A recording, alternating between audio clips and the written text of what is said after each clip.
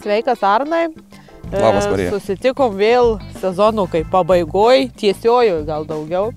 Tai gal pasikalbam, koks buvo tas praėjęs sezonas, kaip nuo pavasario viskas eigoje ėjo ir kas įvyko, kokios sąlygos buvo, kaip tavo zonoje regionus, kuriuos tu dirbi ir kur tavo ūkis yra ir tavo klientai. Nu, iš tikrųjų bendrai taip peržiūrėjus visą tą per pusę metų, kas įvyko, tai aš manau, kad lūkesčiai buvo labai didžiuliai, nes gamtos sąlygos lyg ir balandį, gegužę gavom ir lietaus šiek tiek ir nebuvo kažkokių tai ten stichinių anomalijų. Na, tik tiek, kad visas šiaip bendrai sezonas prasidėjo 2 savaitėm anksčiau ir visa ta tendencija net ir būdavo labai įdomu prisimeni, kad, sakykime, vėliavinis lapas kviečiuose pasirodo birželio ten pirmą dešimtadienį jau turim atlikti, sakykime, fungicidinį purškimą. O ten gavos gegužės kokia 28-7, ir visas tas taip 2 savaitės ir gavos. Na ir dar, žinau, su klientais kalbėdom, sako, Arnai pamatysi, vis tiek gamta išlygins. Tai buvo irgi įdomu tas, kad ir neišlygino. Ir javapjūtė prasidėjo tai 2 savaitėm anksčiau ir turbūt daug įtakos darė tai, kad buvo kaitra didžiulė birželio Liepos mėnesiais. Bent jau pas mane kraštuose. Ir aišku, dėl to nuo Liepos vidurio prasidėjus javapjūtė neišpildė viso potencialo, kurio ūkiai tikėjosi žiūrėdami į pasėlius ir į laukų būklę. Nuo kada pas jūs prasidėjo pirmi kombainai išjudėjo į laukus? Pas mus išjudėjo birželio kokia 27. Javapjūtėje prasidėjo laukuos pas ūkininkus. O pameni, yra buvę taip anksti dar kažkada, ar pirmi tokie metai? Šiaip realiai, manau, tai daugumoje Lietuvoje pirmi metai tokie, nes kaip tu pats sakai, nesilygino tas orai, neatsistojo į savo vietą. Kad 2 savaitės kaip ir liko tas skirtumas, taip ir liko. Aišku, realiai tas padėjo vėliau anksčiau pasiruošti žemės rapsų sėjai, nusiglifosuoti laukus. Tai būtent daug galėjau darbų pasidaryti iki rapsų sėjos ir laiku pradėti rapsų sėją.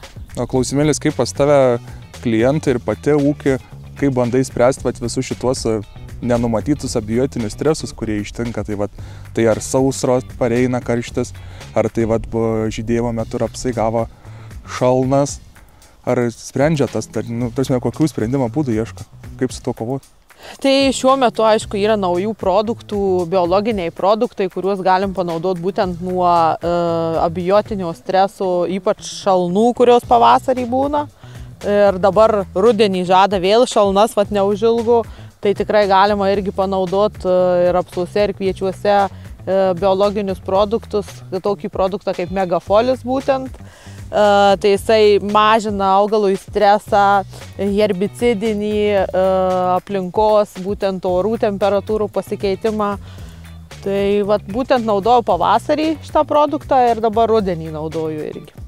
Ar matėjai kažkokių tai, gal kontrolę pasilikai? Kontrolės nepasilikau, nes kai ūkis vis tiek truputį didesnis, tai kažkaip su tais darbais sunku sudėlioti su tom kontroliai, manau, kaip ir pas visus. Bet laukas tikrai atrodė žalesnis, augalai stipresni ir nebuvo tokio to streso, kad ten pašviesėtų augalai, tai tikrai matėsi tas efektas. Tai pati rapsuose naudojai, ne pavasarį? Pavasarį naudojau kviečiuose, dabar rudenį naudojam rapsuose. Supratau, aš pas save kaip tik atvirkščiai padariau, pavasarį panaudojau rapsuose, realiai ir žydėjimo pradžioj, sakykime, taip kartu su fungicidu. Ir kontrolės aš irgi nepasilikau. Bet, sakykime, šalia su kaimyniniu lauku, lyginant kaimyną, tai atkreipiau dėmesį, kad vizualiai netrodė ir tas rapsas žydėjo, ir tas žydėjo. Skirtumo kaip ir nėra tokio, tik tai tiek, kad pas manęs atkreipiau dėmesį, kad nebuvo tų tokių, kai būna tuščios neužpildytos ankštarytės. Tiesiog neatmetė ankštų. Šitiek daug neatmetė ir tikrai buvo geresnis išsipildymas. Taip, šitą ir aš pastebėjau, kad rapsuose pas klientus, būtent kiek važinėjom, kurie naudojo megafolį, tai mažiau atmestų ankštarų buvo. Taigi turint galvoj, kad iš tikrųjų gamtos sąlygos labai keičiasi, labai viskas ekstremalėja, klimato atšilimas akivaizdus. Ir dabar akivaizdus. Ir dabar akivaizdus, nes yra rugsėjo galas ir vis dar plus 20 beveik. Tai manau, kad tikrai verta pradėti svarstyti, kokių yra variantų skirtų sumažinti augalų patirimą stresą. Ir būtent ir dabar šį rudenį, kadangi jau žada atšalimus ir yra tikimybės, ir pernai beje buvo, gal prisimeni, rugsėjais irgi buvo rekordiškai šiltas, o spalis iškart šovė taip temperatūra labai staigiai žemyn.